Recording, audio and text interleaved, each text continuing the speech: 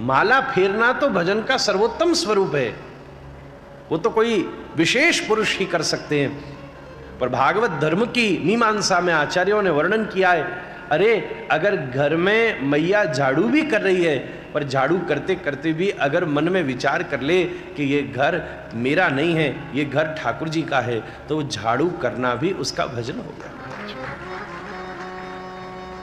भोजन भी उसका भजन हो गया, प्रयास भी उसका भजन हो गया।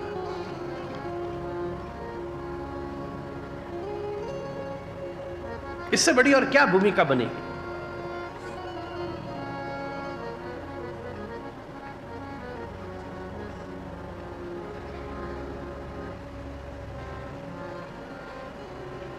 एक वैष्णव के यहां कथा थी, हम रुके, बड़ी पुरानी बात है। साधारणतः महाराज जी ये कहा जाता है कि रात्रि हो जाए तो कूड़ा बाहर नहीं निकालना चाहिए, झाड़ू वाड़ू नहीं करनी चाहिए। दिन भर तो वो बड़ी व्यस्त रहती थी, और जो भी हम रहे और आसपास के लोगों ने बताया तो कोई बहुत ऐसा नहीं कि दिन भर ठाकुर जी की सेवा कर रही हो, कि ठीक है कभी कभी अवसर लगा तो पोशाक बदल दी, कभी भोग लगा दिया, बस ऐसे ही। एक कार्य करती हमने अपनी आंखों से देखा तो हमने टोका, तब पता चला। अलग अलग जगह पधरावनी करके हम लौट रहे थे महाराज जी, तो उस दिन बहुत देरी हो गई, रात में 11 साढ़े 11 बज गया होगा, और जहां घर है मंदिर है उसके सामने झाड़ू लगा रही थी, पोंछा लगा रही बढ़िया खुशबू डाल के। अब क्या करें, शास्त्रीय आदमी को थोड़ा सा तो कीड़ा होता ही है अंदर, कहना तो नहीं चाहिए था, पर हमने भी कह दिया, भाई ये क्या कर रही है? भाई सूर्यास्त के बाद तो वैसे भी मनाही है, पुरानी घरों में जाओ, गांव देहात में जाओ तो रात्रि के समय कौन झाड़ू लगावे, और जो कार्य दिन का है वो रात में कर रही है। और आश्चर्य की बात है, हमने तो देखा दिन भर तो कोई ना अगरबत्ती जलावे ना कुछ जलावे, बस रात में बैठे ये झाड़ू मार रही है मंदिर के सामने। तो उस समय तो कुछ नहीं बोली, जी जी महाराज जी, जी कोई बात नहीं। हम जब गए तो उतनी देर रुक गई, जब चले गए तो फिर मारे, हमको भी थोड़ा बुरा लगा। अगले दिन फिर दिन के समय सब परिवार बैठा, मिलने आई तो बोले 2 मिनट मुझे जरा सा एक बात कहनी है, गुप्त। तो हमने कही सब बैठे, सबके बीच में कहा, बोले नहीं महाराज, अच्छा सबको थोड़ा पीछे तो कर दो। सब पीछे हो गए, आगे आके बोले महाराज जी मैंने संतों से मैं कोई भक्ति नहीं करती, कोई भजन नहीं करती, मुझे ज़्यादा अवसर नहीं मिलता, मैं कोई रोज़ ठाकुर जी की पोशाक पहनाऊँ बिल्कुल नहीं पहना पाती, कभी कभी भोग भी चूक जाता है, सच बोलूँ कोई माला भी मेरे को गुरुजी ने दिया था 3-5 बार भी मैं फेर लूँ तो मुझे पता नहीं चलता, पर मैं ज़्यादा नहीं। पर बचपन में मैं अपनी माँ के साथ कथा सुनने गई थी, 7 दिन मैंने क्या सुना मुझे तो कोई ध्यान नहीं, बात बस एक चीज एक दिन की याद थी कि जैसे ही रात्रि हुई तो श्री ठाकुर जी गोपियों के संग नृत्य करते। भागवत जी के 5म दिवस रास पंचाध्यायी की कथा में व्यास जी ने वर्णन किया होगा रास का। बालकपने में उसको उतना संस्कार आ गया कि ठाकुर जी रात्रि में नृत्य करते, तो बोले महाराज जी मेरा बस इतना सा भाव है बचपन से, जैसे ही रात्रि का समय हो दिन भर हमन को मंदिर के सामने की जगह को झाड़ू पोंछा मार मूर के इत्र डाल के बढ़िया पोंछा लगा करके सो जाती हूँ। शास्त्र के नियम का तो उल्लंघन होता होगा, आपने कहा मुझे तो पता नहीं ज़्यादा, पर मन में ये भाव रहता है कि हम सब सोने चले जाएं और श्री ठाकुर जी अपनी गोपियों के संग राधा रानी के संग अगर आंगन में घूमा, अब तो रही नहीं, वो वृंदावन में आकर दर्शन करने आई थी महाराज जी, कोई योजना नहीं थी। बड़े प्रेम से सब ठाकुर जी के संकल्प लेते हैं तो 24 घंटे का प्रयास उतने दिनों के लिए बन जाता है महाराज। और केवल एक ही व्यक्ति का ना नहीं, सामूहिक प्रयास बन जाता है। इसलिए तो कथा की व्यवस्था करना भी संकीर्तन के ही समान है सबका।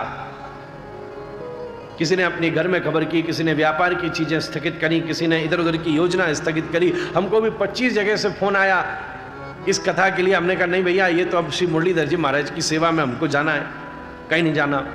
सबने इतने प्रयास किए उस प्रयास में भी जो भजन हो रहा है, इसमें भी जो भजन हो रहा है, वो भी तो ठाकुर जी की कृपा ही है महाराज।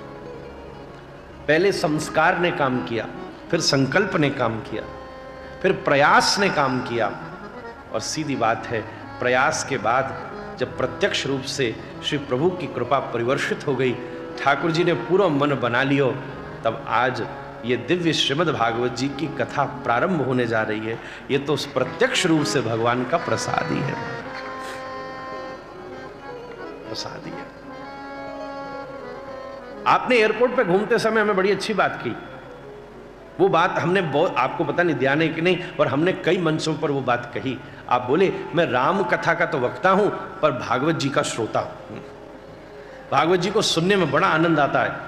राम कथा तो ठीक है, हम सेवा करते हैं, गाते हैं सब जगह, और यही बात है। जैसे गंगा का स्नान और जमुना का पान, ये दो महिमा है शास्त्र में। यमुना जी के स्नान की महिमा में कुछ दिनों पर है, अभी यम द्वितीया गई है, सब वैष्णव दौड़े विश्राम घाट की तरफ, वृंदावन की तरफ, सबने स्नान किए, और भी कुछ अन्य तिथियां विशेष हैं। पर जैसे नित्य गंगा का स्नान है, जितना प्रभाव गंगा के स्नान में है उतना ही प्रभाव श्री यमुना के पान में है। श्री ठाकुर जी यमुना जी पान करते हैं, श्री जी बाबा विराजे तो पास में झारी में यमुना जी विराजमान रहती है, खूब प्रेम से श्री ठाकुर जी वही को आरोगे। उसी प्रकार से आप श्री राम कथा में सबको स्नान कराते हैं और भागवत जी की कथा का पान करते हैं। ये बड़ी सुंदर श्रेष्ठ बात है महाराज। श्रीमद् भागवत जी प्रत्यक्ष भगवान का ही दिव्य स्वरूप है। जिस प्रकार गोस्वामी जी ने लिखा, नाना पुराण निगमा गम सम्मतम यत् रामायणे निगतितम कचिदन्यतोपि स्वांत सुखाय तुलसी रघुनाथ गाथा भाषा निबंध मति मंजुल मातनोति। उसी प्रकार श्रीमद् भागवत भी सारम सारम समुद्रतम। महाराज जी हमारे पास एक ग्रंथ है, उसका कुछ अंश हम इस कथा में लेंगे, लेकर आए हैं। सही देखा जाए हमारे बाबा भी ये बात कहते कि श्री रामचरितमानस भागवत जी की ही टीका है महाराज। सैकड़ों श्लोक, एक बहुत बड़े विद्वान ने इसके ऊपर रिसर्च करी है, वो ग्रंथ है हमारे पास। ज्यों की त्यों भागवत जी का श्लोक और ज्यों की त्यों मानस की चौपाई। क्योंकि नाना पुराण निगमा गम सम्मतम यत्, वैसे देखा जाए तो वेद की श्रुति आदि आदि क्या नहीं मिलेगा मानस जी में, सब जूस है महाराज। पूज्यपाद स्वामी शेखरानंद जी महाराज, उनको अक्षर का ज्ञान हुआ मानस से ही। स्कूल में नहीं गए शुरू में, दादी रामचरितमानस पढ़ती थी, वो सुन सुन करके क ऐसे लिखते हैं, र ऐसे लिखते हैं, स्वामी जी को ज्ञान हुआ। और रोज स्वामी जी वृंदावन में विराजते या कहीं भी प्रवास में विराजते तो प्रयास करते, संध्या के समय रामचरितमानस सुनते। एक बार किसी ने पूछ लिया उनसे, बोले आप इतने वेद वेदांत के विद्वान, संस्कृत के परम विद्वान, आज श्रीमद् भागवत जी की जो गीता प्रेस गोरखपुर का ग्रंथ आपको मिलता है, उसमें जो संस्कृत के श्लोक हैं और पास में जो हिंदी के अर्थ हैं, उन हिंदी के अर्थों में जो कुछ विद्वानों का सहयोग है, उसमें सबसे बड़ा सहयोग पूज्यपाद स्वामी शेखरानंद जी महाराज का ही है। और महाराज जी उनके साथ में हमारे पूर्वज, आप गीता प्रेस की 2 प्रति वाली लाके प्रस्तावना पढ़ करके देखिएगा, उसमें नाम लिख रहा है श्री मनमाद गौरेश्वर वैष्णवाचार्य श्री दामोदर लाल जी शास्त्री। आप सबने मिलकर भागवत जी का हिंदी अर्थ किया, इतने विद्वान। तो किसी ने स्वामी जी से पूछ लिया, आप वेद वेदांत व्याकरण न्याय सांख्य वैशेषिक के विद्वान, और कहाँ ये सीधी सीधी मानस की चौपाई शाम को सुनते हैं? हमको तो समझ ही नहीं आ रहा ये दोनों चीज की तुलना कैसे होगी। तो स्वामी जी बड़ी सुंदर बात कहते, बोले ये बताओ, एक हाथ में एक टोकरी हो और उस टोकरी में अनार हो, संतरा हो, मौसमी हो, सेब हो और सैकड़ों फल हो, और दूसरे हाथ में एक लोटा हो और उसमें सबके जूस हो, रस हो, तो तुम बताओ क्या पीना चाहोगे? तो बोले महाराज फल खाओ तो सबरे फल खाने पड़ेंगे, पर जूस में तो उसमें आम का भी जूस है, उसमें संतरे का भी है, मौसमी का भी है, सेब भी है, अनार भी है, सब कुछ है महाराज। तो सीधी बात है बोले महाराज फल खाने में कितनी मेहनत, और इतने पूरी टोकरी भर के तो फल खा भी नहीं सकते, पर हाँ सबका जूस तो लोटा में भरा हुआ पिया जा सकता है। बोले ऐसे ही ये वेद, वेदांत, सांख्य, वैशेषिक, मीमांसा, व्याकरण, ये सब फल की तरह है, और उनका जूस लोटे में भरा मानस की तरह गोस्वामी जी ने प्रकट कर दिया। जिस प्रकार प्रत्येक श्लोक, प्रत्येक चौपाई, प्रत्येक छंद कहीं ना कहीं शास्त्र में उसका उद्धरण है, उसी प्रकार से श्रीमद् भागवत जी भी नारद जी की प्रेरणा से व्यास जी ने इसके पहले जो जो लिखा, ये अंतिम कृति है व्यास जी की, जो जो लिखा, कटकेन ईश छांदोग्य बृहदारण्यक ऐतर तैतर मंडू मांडुक्य श्वेता स्वतर, जितने उपनिषद लिखे, जितने पुराण लिखे, वेदों के चारों विभाग लिखे, इन सबके सब महत्वपूर्ण विषय, सर्वोत्तम विषय को एक भाव में एकत्रित कर दिया। सारम सारम समुद्रतम, सबका सार लेकर ये दिव्य श्रीमद् भागवत जी की परम मंगलमयी कथा का प्रकाश किया। भागवत जी भी सर्व ग्रंथों का सार है और मानस जी भी सर्व ग्रंथों का सार है। एक चीज बताओ, सार लेकर व्यासपीठ बैठी हो और सार लेकर श्रोता बैठा हो, तो क्या इस भव सागर से पार होने में कोई देरी लगेगी महाराज ने? और यही उसका स्वरूप है।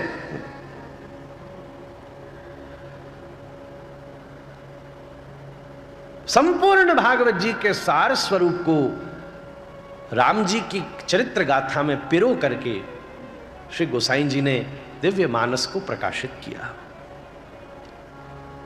सुंदर बना दिया। मानस तो हमारे सनातन धर्म के हर कथा की तुलसी है। भागवत जी में भी थोड़ी तुलसी डालनी हो तो थोड़ी मानस की चौपाई डाल दो, आनंद आ जाता है महाराज। तुलसी है, ये भी सार है, वो भी सार है, और दोनों सार लेकर के जब जीव चलता है, पूरे मनुष्य जीवन का लक्ष्य इसी रूप में तो परिणत होता है। हम प्रयास ही तो इस रूप में करते हैं कि हमें किसी न किसी तत्व का सार प्राप्त हो जाए। ऐसी ये दिव्य श्रीमद् भागवत जी केवल संपूर्ण ग्रंथों का सार मात्र ही नहीं, बल्कि भगवान व्यास के द्वारा भगवान का शब्दमय स्वरूप ही प्रकट किया गया है। कोई भगवान की पत्थर की मूर्ति बनाता है, कोई भगवान की चांदी की मूर्ति बनाता है, कोई भगवान की सोने की मूर्ति बनाता है, कोई भगवान की अष्टधातु की मूर्ति बनाता है, कोई भगवान की चित्रकारी बनाता है। जिसमें जैसा गुण है वो उसके अनुसार भगवान के स्वरूप का प्रकाश करता है। ऐसे ही कृष्ण द्वैपायन व्यास भी बड़े भारी कलाकार हैं, पर उन्होंने भगवान की पत्थर की मूर्ति नहीं बनाई, उन्होंने भगवान की सोने की मूर्ति नहीं बनाई, उन्होंने भगवान की चांदी की मूर्ति नहीं बनाई, उन्होंने भगवान की शब्दमय मूर्ति श्रीमद् भागवत का निर्माण कर दिया। महाराज इसी रूप में प्रकट हुआ, उसी रूप में उसका आनंद हुआ। ये साक्षात 18,000 श्लोक अनुष्टुप छंद से अगर गिना जाए, 335 अध्याय महाराज जी, श्रीमद् भागवत जी में 335 अध्याय हैं, 12 स्कंद हैं, 335 अध्याय हैं, 18,000 अनुष्टुप छंद से गिना जाए तो श्लोक हैं और 5,76,000 अक्षर हैं महाराज। 5,76,000 अक्षर हैं महाराज। तो 12, 335, 18, 5,76,000। ये संख्या याद रखिएगा, ये भगवान का टेलीफोन नंबर है महाराज।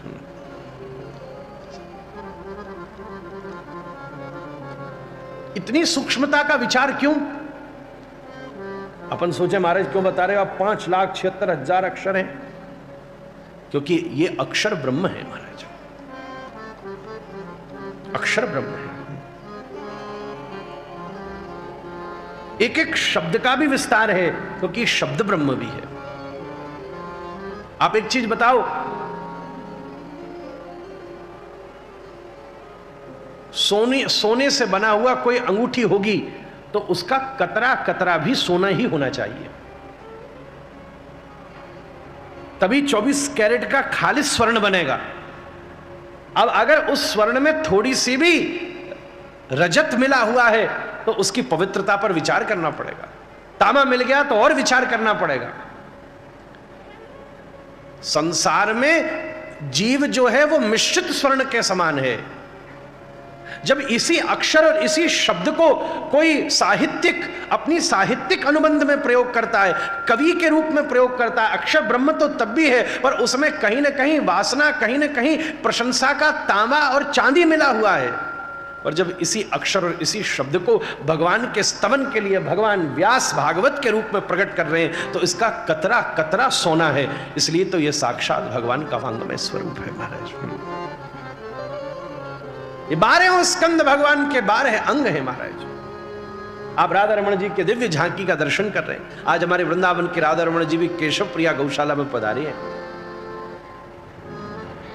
एक एक अंग भगवान का दिव्य स्कंद है। पादौ यदीयौ प्रथम द्वितीयौ,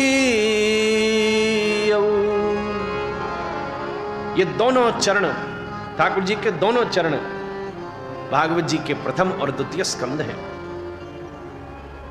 पादौ यदीयौ प्रथम द्वितीयौ तृतीयौ तथौरौ, ये दोनों जंघा तृतीय और चतुर्थ स्कंद है। नाभिस तथा पंचम एव षष्ठौ, नाभि और उदर पंचम और षष्ठम स्कंद है। ये दोनों हाथ सप्तम और अष्टम स्कंद है। कंठस्तु राजन नवमौ यदीयौ, ये कंठ 9वां स्कंद है। मंद मंद मुस्कुराता हुआ ये मुख ही दशम स्कंद है। ऊर्ध पुंड्र सुशोभित ये ललाट पटल भागवत जी का 11 स्कंद है। और मयूर पुच्छ सुशोभित ये सिरोभाग ही भागवत जी का 12वां स्कंद है महाराज।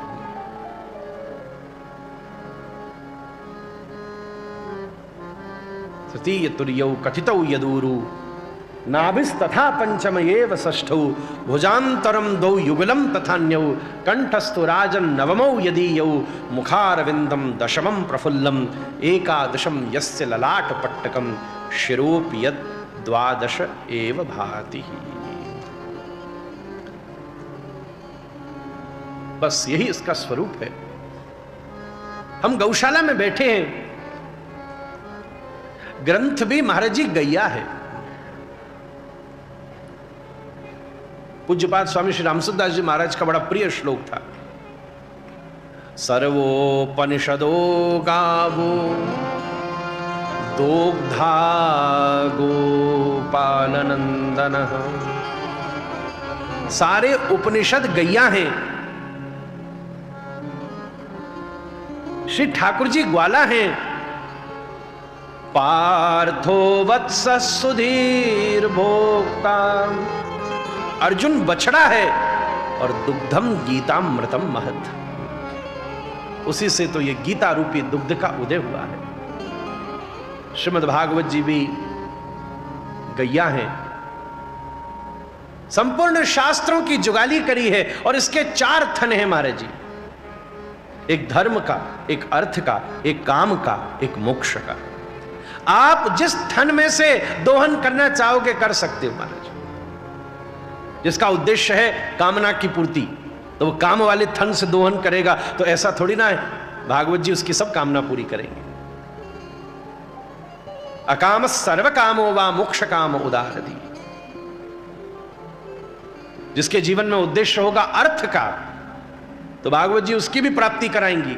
जिसके जीवन में उद्देश्य होगा धर्म का, उसकी भी प्राप्ति होगी। और एक और बात है, यहां घूमने वाली गैया के तो चार ही थन हैं, पर कोई कोई विशेष गैया होती है जामे कहीं ना कहीं एक थन और निकल आता है छोटा सा, उसको साक्षात कई कई जगह सुरभि का स्वरूप कहा गया है। वो बड़ी विशेष है, बड़ी पूज्य है। ऐसे भागवत जी रूपी गैया के भी चार ही थन नहीं है, एक छोटा सा गुप्त थन और निकला हुआ है, जो धर्म चावे, अर्थ चावे, काम चावे, मोक्ष चावे, उसको इसकी प्राप्ति तो होगी ही, पर तीव्रेण भक्ति होगे ना।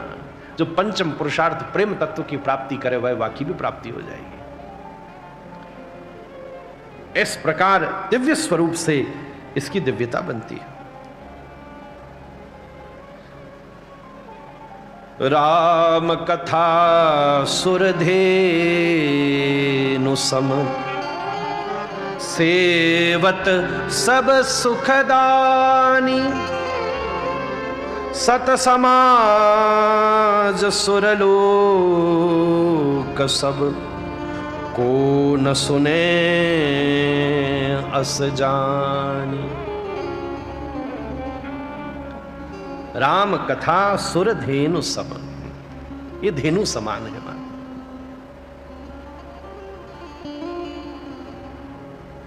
सबसे पहले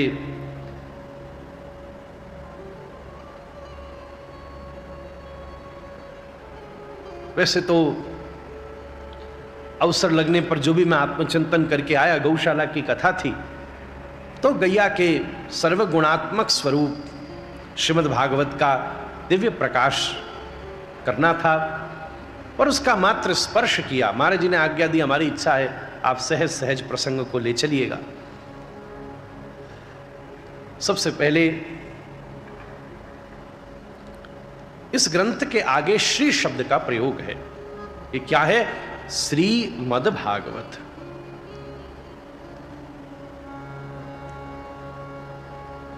कहने का अर्थ है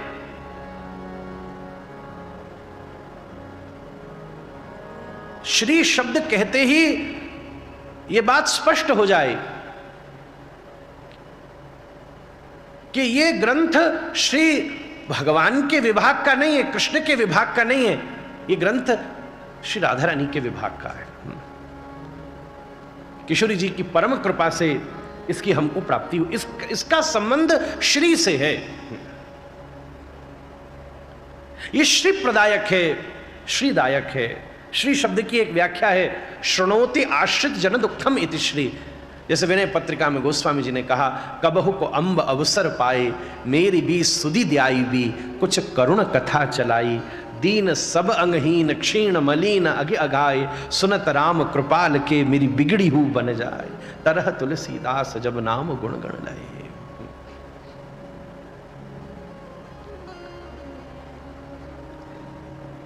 उस संपूर्ण तत्र श्री विजयो भूतिर ध्रुवानीतिर मतिर ममा। ये श्री वस्तु किसी भी चीज की पूर्णता है।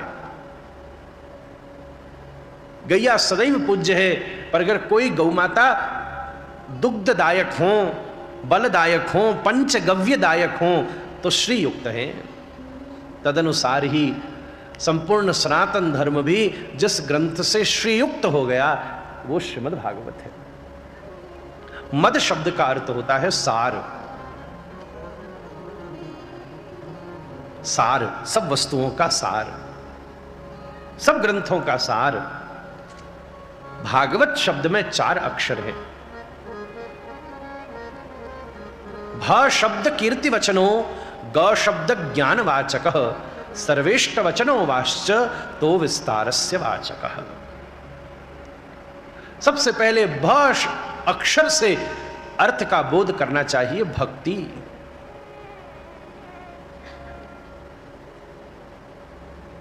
इसके आश्रय में बैठकर जीव को भगवत भक्ति की प्राप्ति हो तो बात बन जाएगी।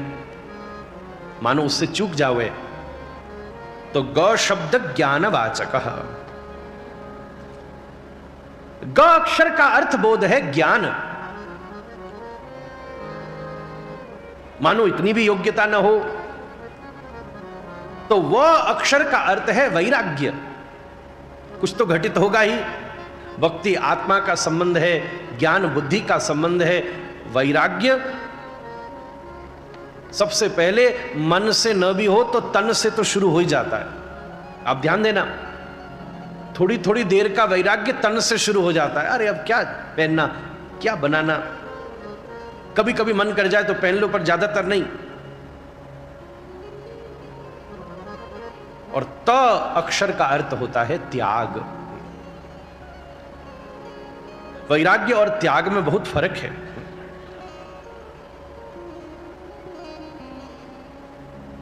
तजिए हरि विमुखन को संग।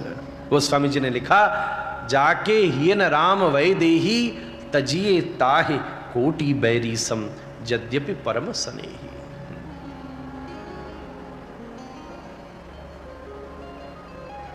श्री राधा रानी की कृपा से प्राप्त सर्व ग्रंथों का ये जो सार है, इसमें या तो आपको भक्ति मिल सकती है, भक्ति की पात्रता नहीं हुई तो ज्ञान मिल सकता है, ज्ञान की योग्यता न हुई तो वैराग्य मिल सकता है, और वैराग्य की भी अभी सामर्थ्य न रही तो कम से कम त्याग करने की प्रवृत्ति आ जाए।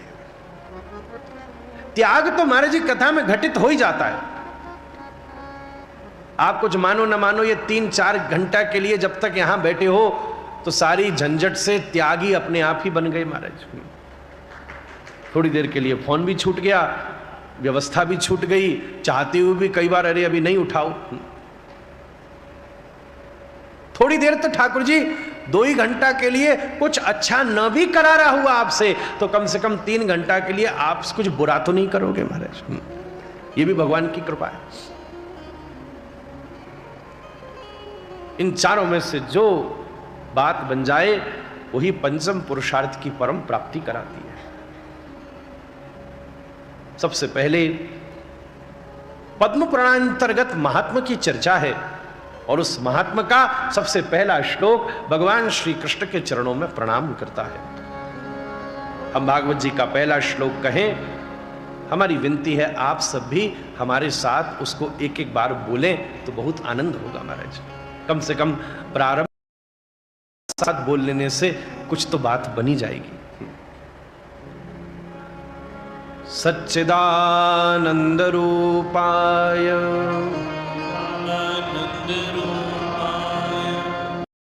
उत्पत्त्यादि हेतवे तापत्रय विनाशाय श्री कृष्णाय वयं नुमः। श्री कृष्णाय वयं नुमः। सच्चिदानंद रूपाय, भगवान का किसी व्यक्ति को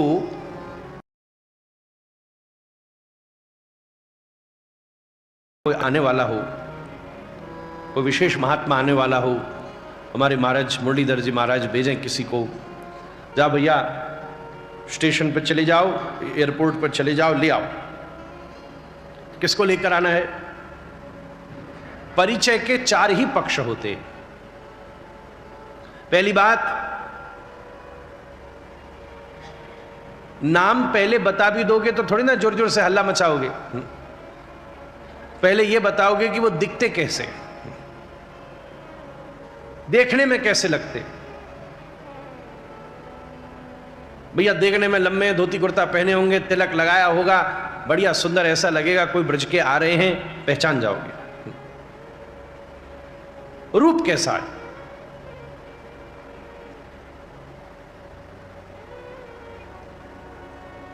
और ज्यादा परिचय देना हुआ तो यह बताओगे कि क्या करते हैं कैसे, वैसी व्यवस्था ही लेके जाना, ले जाने के लिए। और परिचय देना होगा तो यह बताया जाएगा महाराज जी की स्वभाव कैसा है। और फिर बाद में फलाना फलाना नाम है, और भैया उनको ले आओ। ऐसे ही पहले श्लोक में श्री ठाकुर जी का यही परिचय देकर प्रणाम किया गया। तो अब पूछा दिखते कैसे हैं? सच्चिदानंद रूपाय। ठाकुर जी का रूप कैसा है? सच्चिदानंद रूपाय।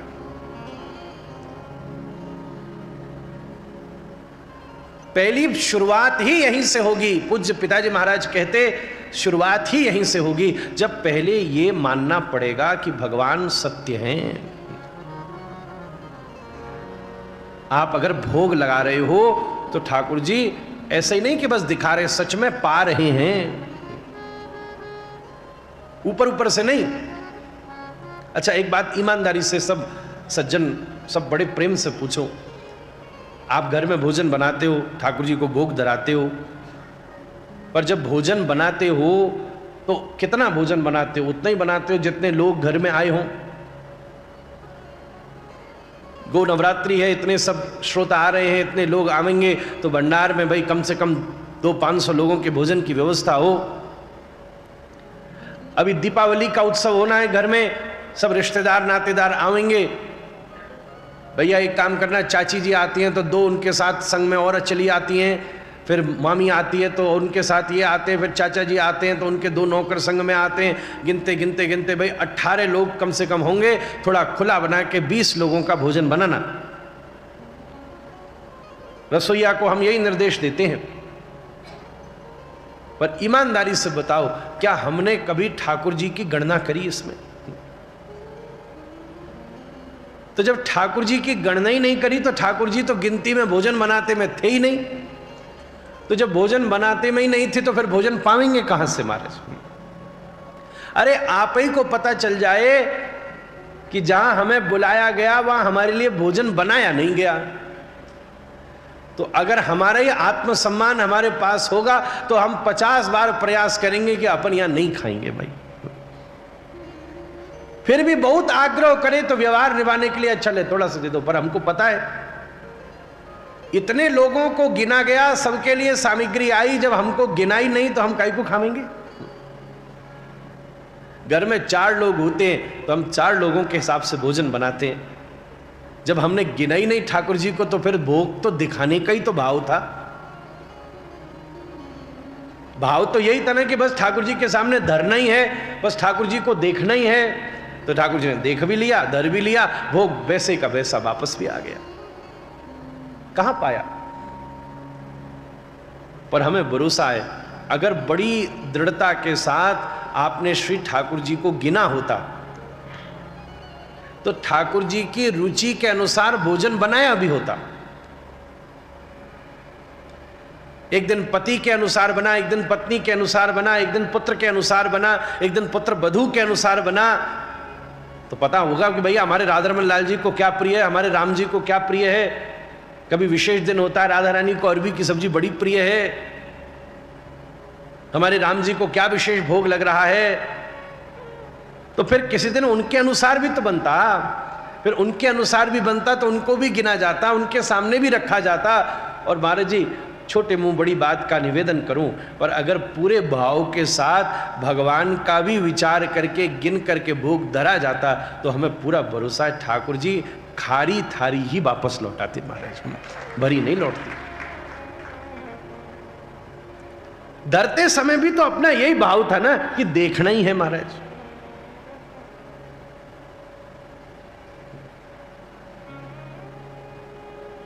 हमारे श्री राधारमण जी में जब भोग लगता है महाराज जी, तो ठाकुर जी के सामने थाल सजता है और थाल के साथ जितनी सामग्री बनी है, 500 लोगों के अनुसार भी अगर भोजन बना होगा तो वो सारा भोजन श्री ठाकुर जी के सामने जाएगा।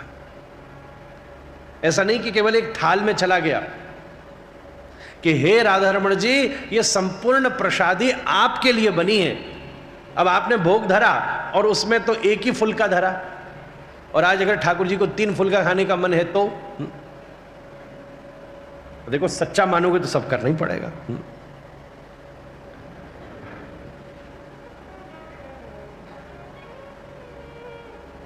कर्मा बाई अगर अड़ जाती है तो ठाकुर जी को पवा के ही मानती है। मूर्ति बोले काठ की, जीमो मेरो शाम घनी जिमा में बेटी जाट की। कछु भी करके माने महाराज ठाकुर जी पानो ही पड़ेगो। नामदेव प्रभु अगर श्री ठाकुर जी को पवामे तो पूरा पवामे महाराज।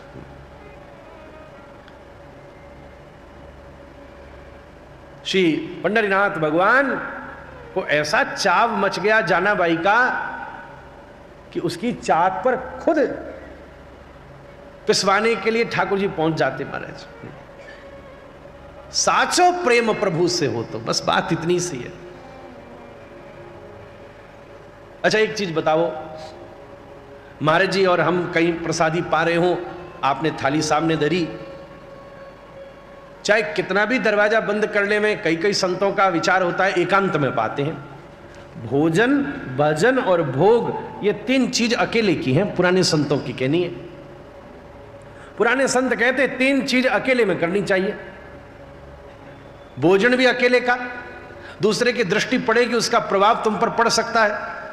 भजन भी एकांत का, भाई सबके सामने जो करो वो तो श्रेष्ठ है, पर अकेले में भी तो करे जब तो बड़ी बात है।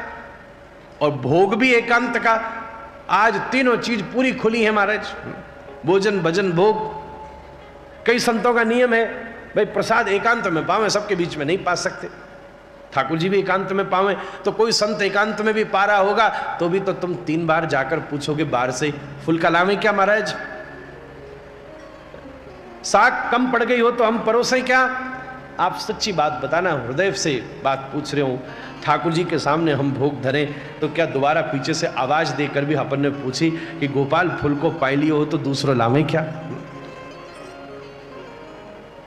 अगर मन में यह विचार उत्पन्न ही नहीं हो रहा तो कहीं ना कहीं हम तो यही सोचते थे ना कि भगवान ने बस दृष्टि डाल ली है, पानो कहां है महाराज। क्योंकि हमारा भाव ही दृष्टि डालने का था, जाकी रही भावना जैसी, तो ठाकुर जी ने भी केवल दृष्टि डाली। मानी होती कि ठाकुर जी पूरी थाल छपाछप कर जाएंगे, तो हमें भरोसा है खिलाने पर बैठे तो शबरी तो झूठे बेर भी खिलाने को राजी हो जाती है महाराज। हमारा तो अमनिया भी ठाकुर जी नहीं पा रहे और शबरी को तो झूठो भी खाने को तैयार हो जाना। भगवान का स्वरूप सबसे पहले सत्य बोधक है, यह मानना चाहिए। ठाकुर जी हैं ही सत्य हैं, कहीं हैं ऐसा भी नहीं, यही हैं। कहीं हैं भगवान राम जी, कहीं है ना ना ना, यही है महाराज। बस हमें अनुभव करने के लिए थोड़ी समझदारी की जरूरत है तो यही महाराज। हम जी रहे हैं यही पर्याप्त है कि यहां हवा है। अनुभव करने का साधन दूसरा हो सकता है, इसलिए भगवान यही हैं और सत्य है, सामने विराजमान है। ये अनुभव के साथ चलना पड़ेगा। इसलिए सच्चिदानंद रूपाय, ठाकुर जी सबसे पहले सत्य है, सत्य रूप से सब जगह है, चिद रूप से व्याप्त है, जो जो जीवित वस्तु हैं उन सब में विद्यमान है, और आनंद रूप से हमारे सामने खड़े होकर लीला कर रहे हैं महाराज। सत्य रूप से मानने वाली बात है, चिद रूप से जानने वाली बात है, और आनंद रूप से अनुभव करने वाली बात है। आनंद का तो अनुभव होता है, ये उसका प्रत्यक्ष स्वरूप है। ठाकुर जी परम सुंदर सच्चिदानंद रूपाय। और सबसे बड़ी बात यही है, सबसे बड़ा आकर्षण भगवान के स्वरूप का ही आकर्षण है। हमारे राम जी परम सुंदर, हमारे श्री ठाकुर जी परम सुंदर, राधा रमण लाल अति सुंदर। एक एक वस्तु श्री वल्लभाचार्य जी कह रहे हैं, अधरम मधुरम, वदनम मधुरम, नयनम मधुरम, हसितम मधुरम। एक एक वस्तु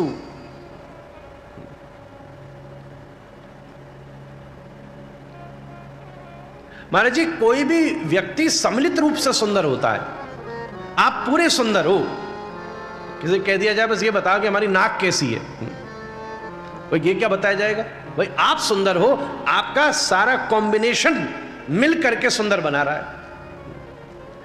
पर ठाकुर जी का विचार किया जाए तो वल्लभाचार्य जी कह रहे हैं, अरे एक एक बिंदु स्वतंत्र रूप से सुंदर है महाराज। कैसी सुंदर बात कही, सुंदरम अति सुंदरम सुंदरम सुंदरम अति सुंदरम सुंदरम अति सुंदरम राधारमण अति सुंदरम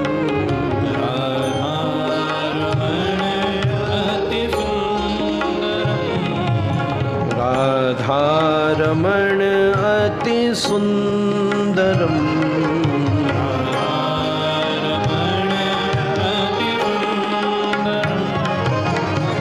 सुंदरम वपु सुंदरम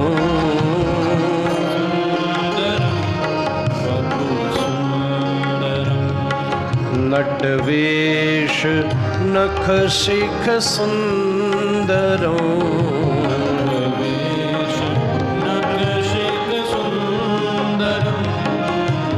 सुंदरम अति सुंदरम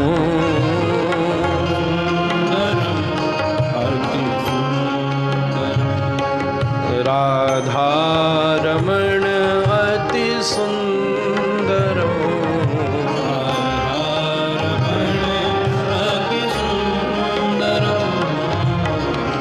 सुंदरम सिर सुंदरम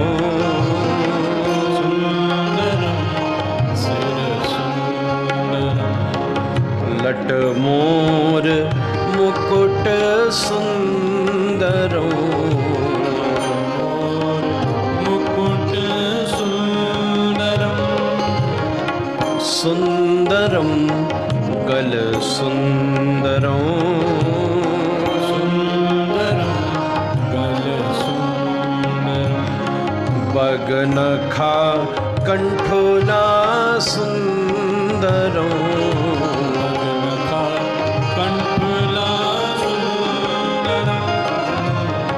सुंदरम कटि सुंदरम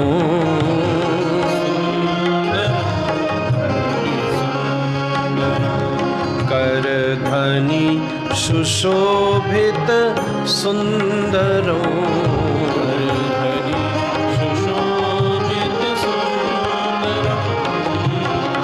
सुंदरम पग सुंदरम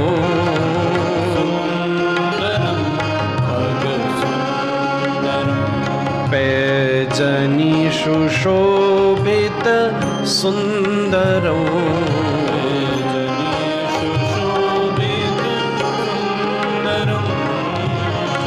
सुंदरम हास्य सुंदरम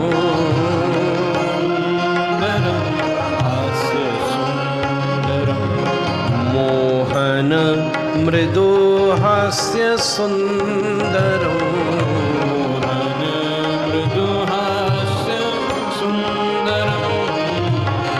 सुंदरम शरण सुंदरम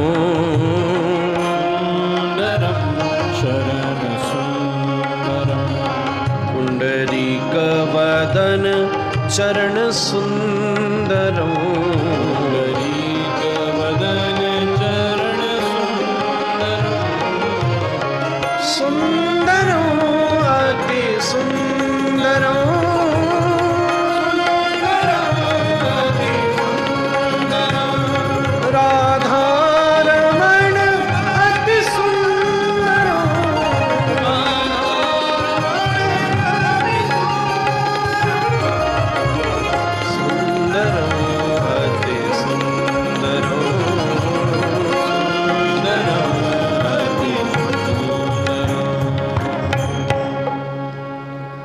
सच्चिदानंद रूपाय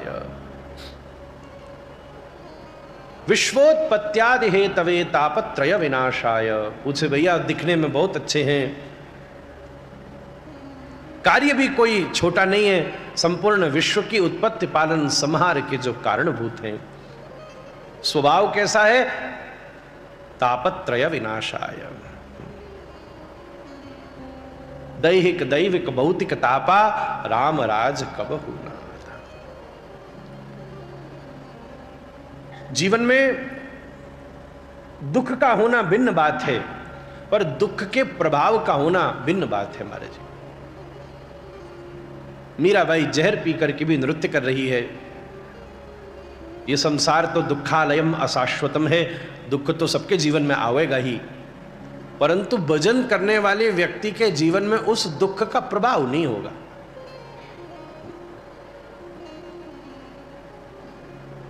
किसी गर्म बर्तन को कपड़े के साथ पकड़ो तो हाथ नहीं जलेगा, और सीधा पकड़ लो तो कितनी तेज हाथ जल जाएगा। बर्तन तो गर्म ही है, पर अगर हाथ में कपड़ा हुएगा तो हाथ जलेगा नहीं। बड़े प्रेम से उठा के धर दोगे, भोजन बने कपड़ा से बड़े प्रेम से उठा लो। ऐसे ही दैहिक दैविक भौतिक समस्या जीवन में बनी रहेगी, पर अगर जीवन में हरि भजन का साथ है तो उन कष्टों का प्रभाव हमारे ऊपर वैसा नहीं पड़ पाएगा जैसे औरों के ऊपर पड़ता है। महाराज, रास्ता खराब हो पर गाड़ी बढ़िया होवे तो झटका नहीं लगेगा, और रास्ता बहुत अच्छा हो पर गाड़ी खराब होवे तो अच्छे रास्ता पर भी बैठने में समस्या आ जाएगी। बस यही सीधा सीधा साधन है। ऐसे श्री कृष्णाय वयम नुमः, अंत में भगवान का नाम कहकर प्रणाम किया। ऐसे नंदनंदन भगवान श्री कृष्ण के चरणों में हम सभी लोग प्रणाम करते हैं। नुमा शब्द का अर्थ होता है दो वस्तुओं से निवृत्ति, न मम मम न। अभिमान और कामना से निवृत्ति हो जाए, यही नुमा है। ये दो साधन सदा अपने साथ खड़े रहते। नैमिषारण्य क्षेत्र में बैठकर शौनकादि ऋषियों ने सूत जी से विनम्र विनती करी, हे प्रभु, हमने खूब यज्ञ कर लिए, खूब व्रत कर लिए, सब साधन कर लिए, अब तो कृष्ण प्राप्ति कर्म शाश्वत साधनम तद्वदाधुना। अब तो सीधी सीधी बात है, प्रत्यक्ष रूप से श्री ठाकुर जी की प्राप्ति हो जाए, ऐसा कोई साधन हमसे कहिए। तब सूत जी इन शौनकादि ऋषियों को भागवत जी की महिमा सुनाते हैं। एक बार देवर्षि नारद भ्रमण करते करते, घूमते घूमते, सारे तीर्थों में भ्रमण करते करते, हरिक्षेत्रे, कुरुक्षेत्रे, श्रीरंग, सेतुबंध, सब जगह घूमते घूमते आप पहुंचे श्रीधाम वृंदावन। यमुना तटमापन्नो यत्र लीला हरेर अभूत, यमुना जी के किनारे श्री वृंदावन का सुंदर सुरम्य स्थान देखकर नारद जी के हृदय को बड़ा आनंद आया। यह स्थान अभी भी समय के प्रभाव से बचा हुआ था। कुछ भी कहकर जाओ, कहीं ना कहीं भगवत स्मरण हो ही जाएगा। आज भी सबको वृंदावन में जाके यही तो अनुभव होता है, चाहे कैसी भी व्यवस्था हो गई हो, कुछ भी हो गया हो, पर चाहे या अनचाहे कहीं ना कहीं मुख से राधा रानी का नाम तो निकल ही जाएगा। तीर्थ में रहने का यही प्रभाव है। गुस्सा भी होके भी राधे राधे तो कहेगा। नारद जी को बड़ी शांति मिली, और एक जगह उन्होंने देखा एक बड़ा विचित्र दृश्य था। अत्यंत रूपवती तेजस्वी एक दिव्य माता बैठी है, और उसकी गोदी में दोनों तरफ दो वृद्ध पुरुष लेटे हुए हैं। उसी के समान तेजस्वी अनेक देवियां उसको संभाल कर रही हैं। वो रो रही है तो उसको चुप करा रही हैं, उसको लाड कर रही हैं, उसकी सेवा में तत्पर हैं। नारद जी को यह देखकर बड़ा अटपटा लगा। बोले, वृंदावन जैसी धरती पर भी कोई रो रहा है, कोई सो रहा है, ये तो भजन की दृष्टि है, यहां क्या ये सब हो रहा है? कोई बात नहीं, कभी कभी थोड़ा मोटा प्रभाव तो सब जगह ही पड़ता है, ऐसा सोचकर नारद जी आगे जाने लगे। देखकर भी जब अनदेखा करके नारद जी आगे बढ़े तो उस देवी ने देख लिया कि सामने से साधु जा रहा है। मैं आपसे विनती करूं, आपके जीवन की भक्ति बच जाएगी, अगर साधु को अनदेखा करना बंद कर दो तो महाराज। आज के समय बड़ी विचित्र बात है, बहुत सारे लोग ऐसे हैं, हम भगवान पर तो भरोसा करते हैं, पर ये संत गुरु बाबा लोग ये सब क्या है हमको नहीं पता महाराज। हाँ है तो सही, भगवान तो कोई है, पर ये सब कौन है? ये बहुत ज्यादा ऋषभ देव के समय में भी इसकी खूब भागवत जी में चर्चा आई है। हम किसके स्वरूप को कितना जान सकते हैं बंधु? हम अपनी अपेक्षा के अनुसार अगर संत को देखेंगे,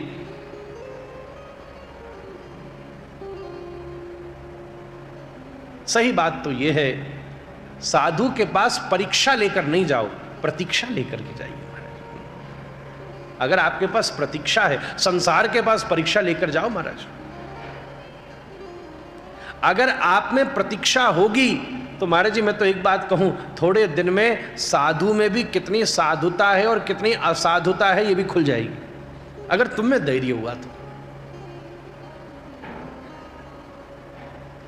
उस देवी ने जाते हुए नारद जी को देखकर बड़ी तेज आवाज लगा के उसको रोका। अरे साधो ठहर जा, ठहर जा। बड़ी सुंदर श्लोकों में सूत जी ने कहा, भो भो साधो क्षणम तिष्ठ, एक क्षण के लिए रुक जा। भो भो साधो क्षणम तिष्ठ, मच्चिंतामपि नाशय, दर्शनम तव लोकस्य सर्वथा गहरम परम। एक क्षण के लिए साधु रुक जाओ।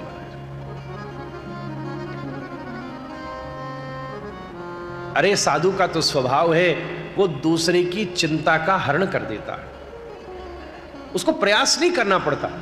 आप किसी साधु के पास बैठे हो, संत के पास बैठे हो, इसका सबसे बड़ा प्रमाण ही यही है कि थोड़ी देर के लिए आप अपनी सब चिंता भूल जाओगे महाराज। महाराज आपका दर्शन मात्र करने से मेरा मन हल्का हो गया, थोड़ी मुझ पर भी कृपा कर जाओ। बड़ी विनयता से उस देवी ने नारद जी को पुकारा। दया से भरे हुए नारद जी बड़े प्रेम से उस देवी के पास पहुंचे। अब सीधी बात है, अपरिचित से थोड़ा सावधान ही रहना चाहिए। पूछ लेने में कोई हर्जा नहीं, परिचय कर लो, ये अच्छी बात है। नारद जी ने पूछा, आप कौन? ऐसा लगता है आप हमको जानती हैं। बोले, मैं आपको तो नहीं जानती, पर हां ये जानती हूं कि आप साधु हो, संत हो, ऋषि हो। तो बोले, जिसमें इतना गुण है वो साधारण नहीं हो सकता। आप बताओ आप कौन है? इस दुनिया में बहुत बड़ा गुण है किसी संत को पहचान लेना। कैसे पहचानोगे? वेश से पहचानोगे। संत का वेश धरने में कुछ ज्यादा खर्चा लगता है क्या? 700 रुपया भी खर्च नहीं होगा तुम्हारा, और जितना कम कपड़ा पहनोगे उतना और ज्यादा संतत्व दिखेगा। पर सही बात है, संत का वेश पहनना हो तो 700 रुपया भी खर्च नहीं होगा, पर संत का स्वभाव पाना हो तो 70 जन्म भी छोटा पड़ सकते हैं महाराज, 70 वर्ष भी कम पड़ सकते हैं। आपने पहचाना तो आप बताओ पहले आप कौन हो महाराज? तो देवी बड़ी गंभीरता से आनंद से कहती है, अहम भक्तिरिति ख्याता इमो में तनयो मतो, ज्ञान वैराग्य नामानो काल योगे न जर्जरो। बड़ी सुंदर बात कही। देखो, विनयता दिख जानी चाहिए। भक्त का सबसे बड़ा लक्षण उसकी भक्ति नहीं है। भक्त का लक्षण माला भी नहीं है, तिलक भी नहीं है, कपड़ा भी नहीं, कुछ नहीं है। भक्त का सबसे बड़ा लक्षण उसकी विनम्रता है महाराज। हो सकता है तिलक तो पसीना में बह जाओ,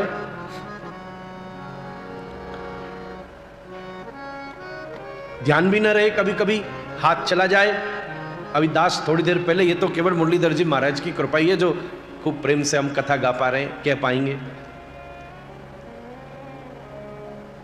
अभी पूज्य पोरबंदर में पूज्य भाई श्री की सेवा करी, वहाँ से वापस लौटे तो डॉक्टर ने थोड़ी अस्वस्थ रहने पर एक थोड़ा सा कुछ हल्का सा प्रोसीजर कर दिया। महाराज जी वो तो ये बोला 3 हफ्ते तक चुप रहना पड़ेगा। मैंने कहा 3 हफ्ते तक चुप तो मेरी 38 पीढ़ी नहीं रही आज तक, मैं कहाँ से रह जाऊंगा। तो बोला महाराज जी कम से कम हफ्ते भर तो रह लो। अब भगवान की ऐसी योजना थी कि दीपावली और उत्सव की वजह से अवसर भी बन गया। कहता 3 हफ्ते तक जोर से बोलना नहीं, गाना नहीं। मैंने ये क्या बोलता महाराज। मैंने कहा जब हमने समय मुरलीधर को दे दिया है तो मुरली वालों अपने आप संभाले महाराज। मुरली भी फूंक से ही बचती है और फूंक का इलाज किया हमने।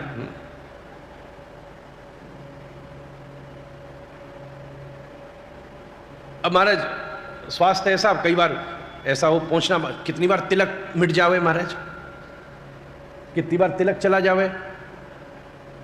और वो इलाज के लिए ले गया महाराज जी, कंठी माला सब बोले सब उतार दो।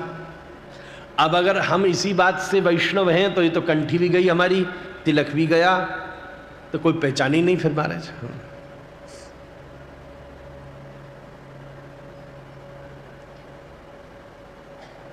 कितनी विनम्र भाव से वो देवी बोली।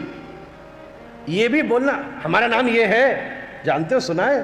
राजा नृग बोला भगवान श्री कृष्ण से, जब गिरगिट बन करके बैठा था द्वारिका में, ठाकुर जी ने स्पर्श किया, प्रकट हो गया। कहता आपने हमारा तो नाम सुना ही होगा, हमारे जैसा गौदानी आज तक पैदा नहीं हुआ। ठाकुर जी समझ गए यही बीमारी थी इसे, तभी गिरगिट बना बैठा है।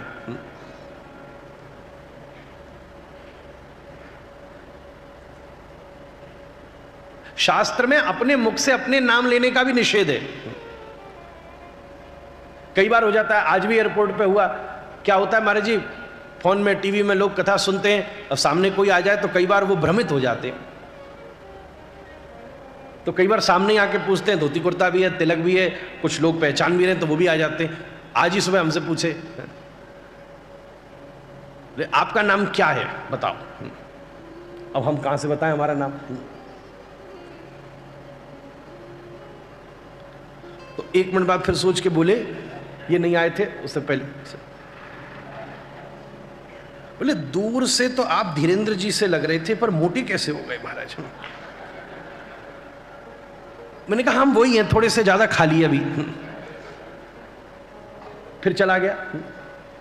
वो सिक्योरिटी में ठाकुर जी थे तो बैग 2 बार उसी समय आ गया, 2 बार। बोले नहीं नहीं नहीं कंफर्म बात है, मैंने उनकी फोटो देख ली, वो तो आप नहीं हो कौन। अब महाराज बड़ा संकोच लगे, शास्त्र में आज्ञा भी नहीं। मैंने हम ऐसे ही हैं, बस कोई अरे गहरी है, छोड़ो। फिर वो साथ में एक जना था, उसने बताया हाँ, बोले मैं यही समझ तो रहा था पर मेरे दिमाग में 4-5 नाम घूम रहे थे कि उन्हीं में से आपको ही होगी। सीधा कोई पूछ ले आप कौन। अच्छा कई कई जगह तो ऐसा नाम का कईयों को शौक होता है। एक जने से पूछा आप कौन, बोले मैं अनंत श्री विभूषित महामहोपाद। इतनी बड़ी उपाधि अपने मुंह से बोली कि आदमी सामने वाला डर के भाग गया हमारे सुने।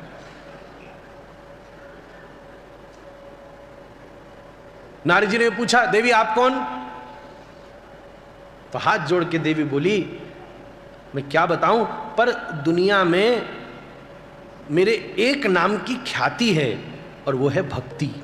अहम भक्ति रीति ख्याता, इस नाम से लोग मुझे जाना करते हैं। बड़ी विनम्रता से कहा मैं भक्ति के नाम से जानी जाती हूं। ये दोनों मेरे पुत्र ज्ञान और वैराग्य हैं। पर हे महाराज कैसी विचित्र बात है, मैं मां होकर के भी युवा हूं और ये बालक होते हुए भी बूढ़े हो गए महाराज। काल योगे न जर्जर। मैं द्रविड़ देश में उत्पन्न हुई, वृद्धिम कर्नाटके गत, कर्नाटक में मैंने वृद्धि को प्राप्त किया। महाराष्ट्र में भी मेरी पूज्या हुई, पर गुर्जरे जीर्णताम गता। गुर्जर प्रांतों में जाकर के मैं बूढ़ी हो गई। पर क्या बताऊं, वृंदावन को पुनः प्राप्त करके नवीनेव स्वरूपिणी, यहां तो मैं फिर से युवा हो गई, पर ज्ञान और वैराग्य अभी भी यहां बूढ़े ही बने हुए हैं। बूढ़े हो जाने का अर्थ क्या है? उनका प्रयोग न रहना। भक्ति बूढ़ी हो गई, बूढ़ी होने का मतलब है तो सही, और उसके प्रति कोई उत्साह नहीं है, उसके प्रति कोई उपक्रम नहीं है। हम भक्त तो हैं, पर ठीक है, मंदिर पहुंचे तो महाराज ऐसा अस्त व्यस्त मंदिर पड़ा हुआ है, पता भी नहीं चल रहा कहीं भक्ति है। तुलसी जी भी हमारी गौड़ीय संप्रदाय में महाराज जी, रूप गोस्वामी जी ने वर्णन किया है, और एक बहुत बड़ा प्रमाण है। आपको एक रहस्य की बात सब संत वैष्णवों को मैं एक निवेदन करूं। संत अवलोकन करते हैं, आपके घर में प्रवेश करते ही आपके घर में तुलसी जी कैसी हैं, इसी से पता चल जाता है कि भक्ति कैसी है और ठाकुर जी की सेवा कैसी है। क्योंकि अगर श्री वृंदा देवी तुलसी जी स्वस्थ हैं और आनंदित हैं, इसका अर्थ ही यही है कि यहां ठाकुर जी की सेवा भी चकाचक हो रही है महाराज।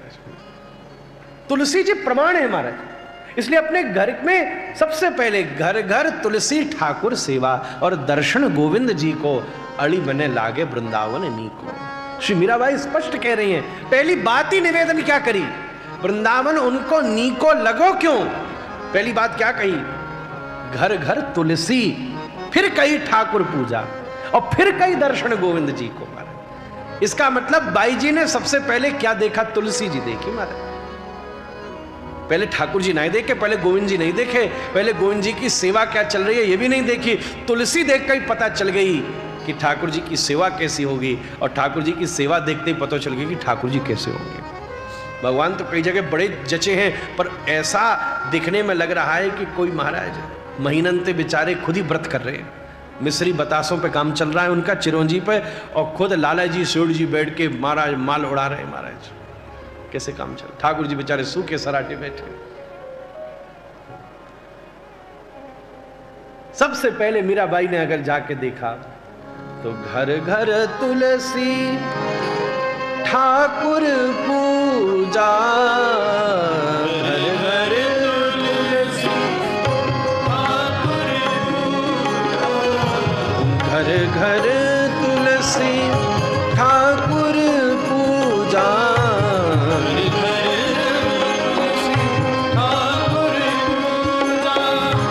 दर्शन गोविंद जी को, दर्शन गोविंद जी को, हाँ दर्शन गोविंद जी को,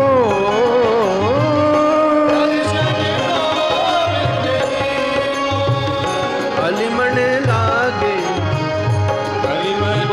सुनाई नहीं दे रहा, उसको ठीक कराना, अंदाजे में चल रहा है। वृंदावन अलिमन लागे, अलिमन लागे वृंदावन नीको, अलिमन लागे।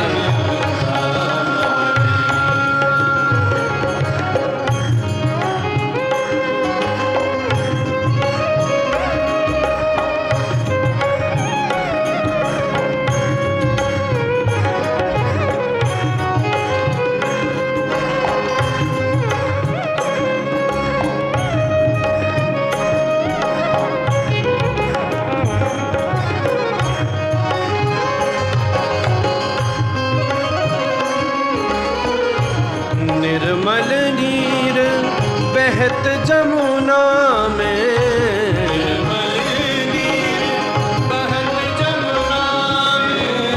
निर्मल नीर बहत जमुना में,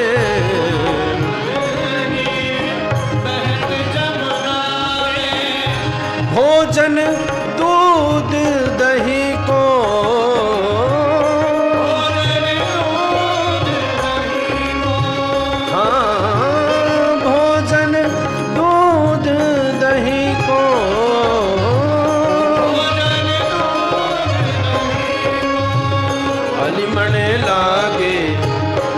मन लागे अजमन लागे वृंदावन नीको, अलिमन लागे नीको, अलिमन लागे वृंदावन नीको, अलिमन लागे।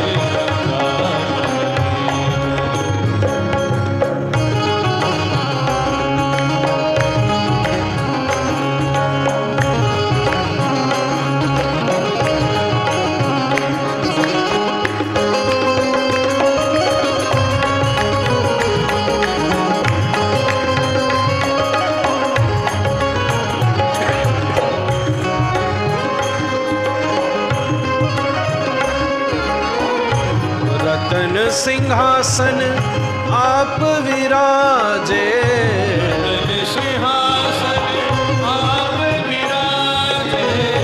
रतन सिंहासन आप विराजे,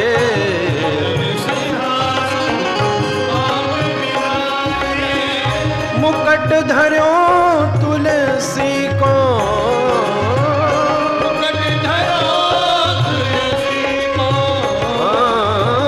मुकुट धर्यो तुलसी को,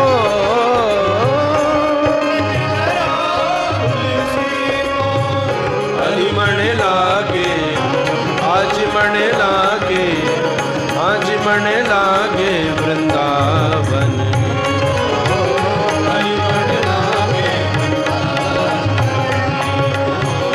अली मन लागे वृंदावन, नीको अली मन लागे।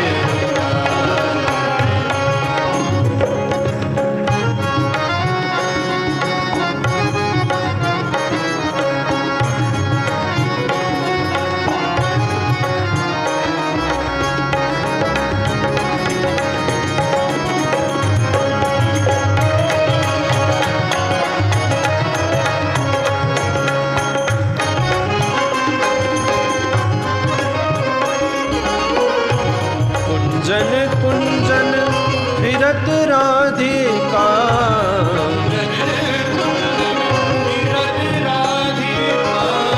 कुंजन कुंजन फिरत राधिका,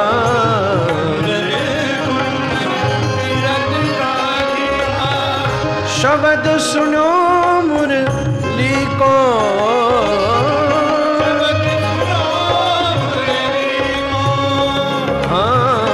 शब्द सुनो मुरली को,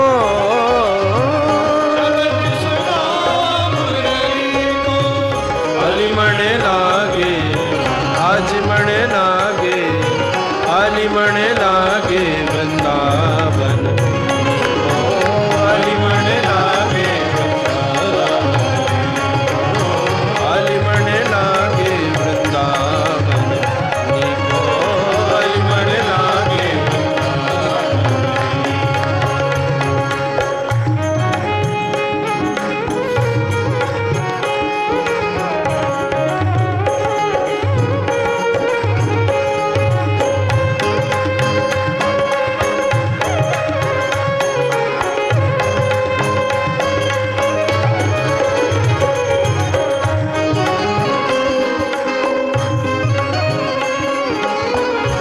मीरा के प्रभु गिरधर नागर, मीरा के प्रभु गिरधर नागर, मीरा के प्रभु गिरधर नागर, मीरा के प्रभु गिरधर नागर, भजन बिना नर को, भजन बिना नर को, भजन बिना नर को,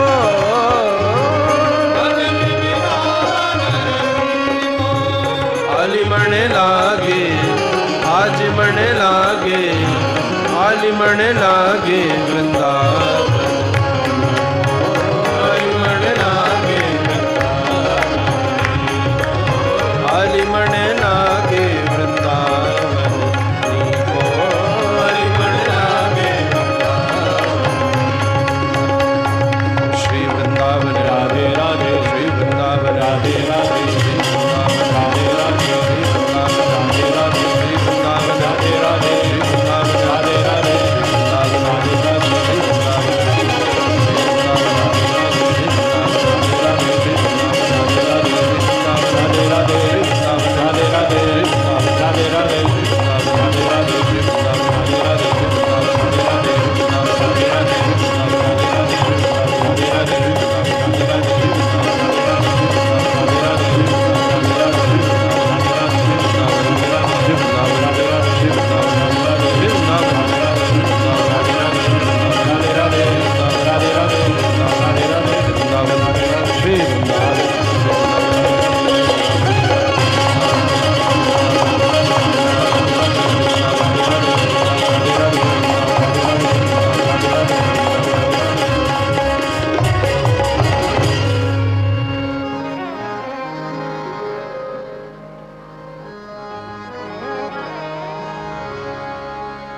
घर घर तुलसी ठाकुर सेवा, घर घर तुलसी ठाकुर सेवा। श्री ठाकुर जी की तुलसी सेवा ही ठाकुर जी की प्रसन्नता है। ये दामोदर मास में, कार्तिक मास में खूब तुलसी जी की परिक्रमा लोग करते हैं। दीपदान संध्या के समय श्री तुलसी जी का करते हैं। बड़ी महिमा श्री ठाकुर जी को अति प्रिय। भक्ति वृद्ध होने का अर्थ ही यही है तो सही, पर उसका कोई साधन नहीं है। ज्ञान वृद्ध होने का अर्थ ही यही है, बोलने जाओ तो बड़ी बड़ी बात कर लो, पर अपने ऊपर बीते तो बिगड़ जाओ। एक पंडित जी बैठकर किसी की उठावनी में प्रवचन दे रहे थे। अरे शोक करना व्यर्थ है, ये तो शरीर कपड़े की तरह है, लोग बदल देते हैं। वासंस जीर्णानि यथा विहाय, बड़े बूढ़े हैं चले गए। प्रवचन के बीच में ही तुरंत किसी ने पर्ची दी, पर्ची खोल करके देखी तो उसमें खबर थी कि आपके पिताजी पधार गए। ओहो, एकदम पंडित जी दौड़े, बीच में रोने लगे जोर जोर से। सब बोले महाराज ये क्या हुआ? आप बात तो बड़ी बढ़िया कह रहे थे कि शरीर कपड़ा बदले यही मृत्यु है, अब आपके घर में घटी तो कपड़ों बदलनो याद ना रहे हो महाराज। इसी को कहते ज्ञान वृद्ध हो गया महाराज। ये तीनों वृद्ध हो गए, भक्ति ज्ञान वैराग्य। पर वृंदावन में भक्ति युवान हो गई। कहने का अर्थ क्या है कि वृंदावन सेवा प्रधान है, सेवा प्रधान है महाराज। ब्रज केवल दर्शन प्रधान नहीं है। एक बात आपसे विनती करूं, सामान्यतः लोग केवल वृंदावन को दर्शन प्रधान मानते ना,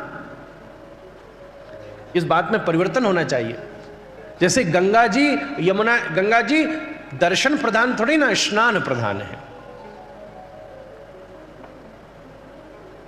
बहुत बूढ़ा शरीर भी हो गया हो तो तट पर बैठकर छींटा ही मार लो, चाहे आचमनी कर लो। हालांकि दर्शन करने का भी पुण्य उतना ही है, गोस्वामी जी ने कहा, परंतु पूर्णता का सुख तो तभी मिलेगा जब गोता लगे हुए महाराज। यमुना जमुना गंगा जी स्नान प्रधान है, कथा श्रवण प्रधान है। कथा में बैठे क्या किया आपने? अरे बड़ी व्यवस्था की, बड़ा आयोजन किया और सबके भंडारे की व्यवस्था करी, सब करी। अच्छा सुनी? बोले वो ही नहीं किया बस। कई कई जगह ऐसे आयोजन हो जाते हैं महाराज जी, यजमान कहने को वही परीक्षित और वही न सुन पावे। हमसे तो कोई पूछता है महाराज जी की कथा करनी है, कैसी क्या व्यवस्था करें, तो हम तो उससे एक ही बात कहते, तेरी मर्जी, जो सामर्थ्य, जितनी सामर्थ्य उतनी व्यवस्था कर ले। ठाकुर जी तो कथा में खाली जगह हो ही नहीं सकती। जहां इंसान नहीं बैठे होते वहां देवता बैठे होते, संत बैठे होते, महापुरुष बैठे होते। जो आंखों से दिख रहे हैं वही बैठे, ये थोड़ी ना है। इसलिए जितनी बड़ी व्यवस्था करनी हो कर ले, बस एक ही ध्यान रखना, उतनी फैलाना कि तुम बैठ करके सुन सको महाराज। खुद ही ना बैठ सके तो क्या फायदा। एक जगह तो हम ऐसे फंस गए, इतने लोग बुला लिए, संत महात्मा भी बुला लिए, बड़े बड़े राजनेता भी बुला लिए, बेचारा यजमान द्वारपाल बन गए महाराज। दिन भर कोई आवे कोई जावे, कोई आवे कोई जावे। हमने कहा 7 दिन क्या किया? एक प्रसंग भी तूने सुना दिया तो हम मान जाएंगे हमने 7 दिन गला फाड़ के कछु बढ़ियो कियो महाराज। श्रवण प्रधान है कथा, गंगा जी स्नान प्रधान, श्री गिरिराज जी परिक्रमा प्रधान। गिरिराज जी गए, रहे खाए पिए सब किया, पर अगर परिक्रमा नहीं करी, चलो पैदल करो, अच्छी बात, सबसे अच्छी बात तो दंडवती करो। ऐसे ऐसे महापुरुष हैं महाराज जी। मैं 18 वर्ष से कथा कर रहा हूं। जब परिक्रमा लगाता हूं, एक संत का दर्शन होता है, 1 वर्ष बाद वो मिलता है, और 1 वर्ष के बाद जो मिलता है पिछले साल से इस बार ज्यादा से ज्यादा 1 किलोमीटर आगे बढ़ा होगा। एक जगह ही 1000 बार प्रणाम करके आगे बढ़ता है महाराज। 1 वर्ष में 1 किलोमीटर भी नहीं बढ़ पाता। हमने एक बार बहुत वर्षों पहले पूछी, महाराज जी बाबा आपको क्या आनंद आ रहा है? बोले क्या बताऊं, ऐसा लगता है गिरिराज जी ने गोदी में बिठा रखा है महाराज। ऐसा लगता है राधा रानी अपने हाथ से खिला रही है। देखने की, जगत को देखने की दृष्टि परिवर्तित हो जाती है महाराज। गिरिराज जी जाए, दंडवती लगाए, उतनी ताकत नहीं हो तो पैदल लगाए, चलो उतनी भी आजकल सड़क बन गई है, पैरों में कुछ कम से कम चमड़ा तो नहीं पहने, पर कोई सुविधा पहन के चलो लगाव लेवे। उतनी भी नहीं हो तो प्रयास करे कि चलो किसी साधन पर बैठकर लगा लेवे। गनीमत है गाड़ी बंद हो गई, नहीं तो बड़ी दिक्कत होती थी। गिरिराज जी जावे और परिक्रमा नहीं लगावे तो बात अधूरी, परिक्रमा प्रधान है। ऐसे श्री व्रज जो है वो दर्शन प्रधान नहीं है महाराज, श्री व्रज तो सेवा प्रधान है। सेवा, गौशाला दर्शन प्रधान है क्या ना? गौशाला गए क्या, बोले देख के आ गए गैया को, भाई कौन सा बड़ा काम किया। कोई गौशाला कभी खाली हाथ जा ही नहीं सकता, क्योंकि वहां तो सेवा प्रधान स्थान है। जावे तो कुछ फली ले जावे, चलो अपने हाथ से खिला दूं। सेवा प्रधान, गौशाला सेवा प्रधान है। गुरु स्थान सेवा प्रधान है महाराज। गुरु जी के स्थान पर जावे क्या करे। कई लोग आए 2 घंटा बैठे रहे, मिले, बोले क्या बात थी, बोले बस एक फोटो खिंचानी थी आपके साथ। बताओ, ये फोटो ने तो बहुत काम बिगाड़ा। गुरु स्थान सेवा प्रधान, ग्रंथ अध्ययन प्रधान है। कई कई जगह जाओ 500 ग्रंथ रखा है, खोल के एक भी ना देखे महाराज। हर वस्तु का अपना एक तत्व है। ब्रज सेवा प्रधान है, इसीलिए भक्ति वहां जवान हो गई महाराज। और जब भक्ति जवान हो गई तो ज्ञान की क्या आवश्यकता महाराज। इतना ही ज्ञान पर्याप्त है कि ठाकुर जी हमारे हैं।